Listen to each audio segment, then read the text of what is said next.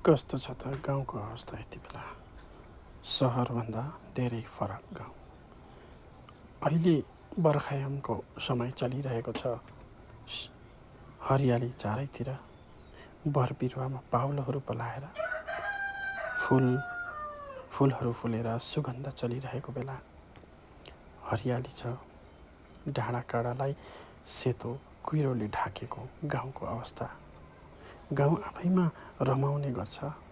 असार साउनको महिना खेत रोपाई इत्यादि कामहरू चलिरहेको छ। यी खेतमा लगाएका एउटा धानबाट उम्रेको बिउको एक बुच्चाले अब आशा राख्दैछ कहिले पहेँलो भएर फेरि अन्न भई कसैको प्राण बचाउनु छ उसलाई। पानी र हिलोसँग सङ्घर्ष गरिरहेको छ यो धान हो। यो खेती नभए हामी के खाएर बाँच्ने त? हुन त आजभोलि समयले गर्दा होला, मान्छेको व्यस्तताले गर्दा होला खेती हुन छोडेको छ। गर्न सकेका छैनौँ। घरमा मान्छे नभएको कारण खेताला बाँच्न पाउँदा कति गाह्रो छ त्यो गाउँलाई मात्र थाहा छ। त्यसको अभाव सहरले बुझ्न सक्दैन। गाउँमा हरियाली, झलमल्ल फुलहरू फुलेको यति बेलाको अवस्था। बर्खायामको समयमा कुहिरोले डम्म छेलिएको छ।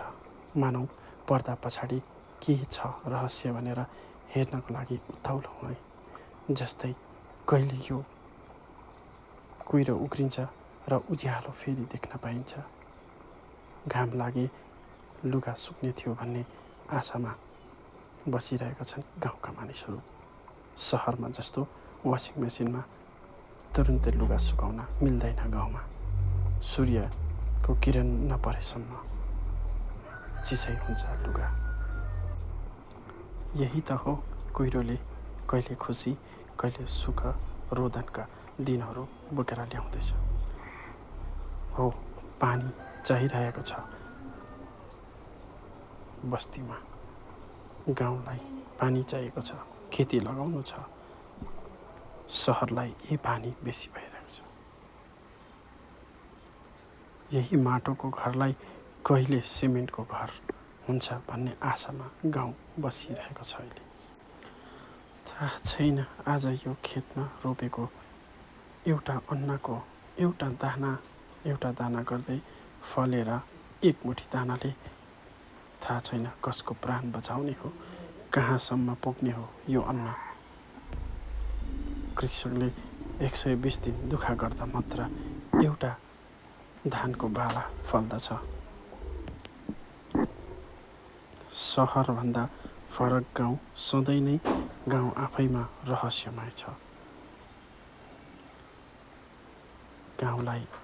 गाउँको सुन्दर शान्त वातावरण, हरियाली र जैविक खानाले स्वस्थ रहन्छ भन्छ। सहरको भागदौडमा भागिरहनुभन्दा धेरै शान्त र बिस्तारै दौडिरहेको छ यो गाउँ।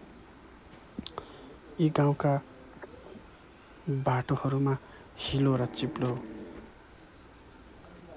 यति बेला लड्दै हिँड्नुपर्ने समय कहिले यो गाउँले पनि कालो अलकत्रे सडक पाउँछ होला। अलकत्रे सडकको पर्खाइमा थाहा छैन कति पुर्खा यहीँ दबिएर मरे होला। कति पुर्खाले आशमा कालो सडक हुने आशमा कति बिताए होला। सहरमा मसिनमा नुनिलो पपकर्न भन्दा धेरै राम्रो गाउँघरमा फलेको अर्ग्यानिक यो मकै हुन्छ, जसको स्वादले मनलाई नै शान्ति बनाइदिन्छ। त्यही त छ फरक सहरको पपकर्न र घर गाउँको मकै भन्नुमा।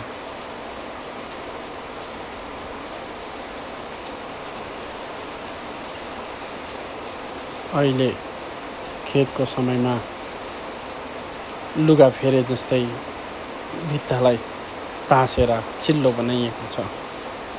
अब भने नयाँ दसैँमा लुगा लगाए जस्तै गाउँले पनि खेतले पनि लुगा लगाइरहेछ।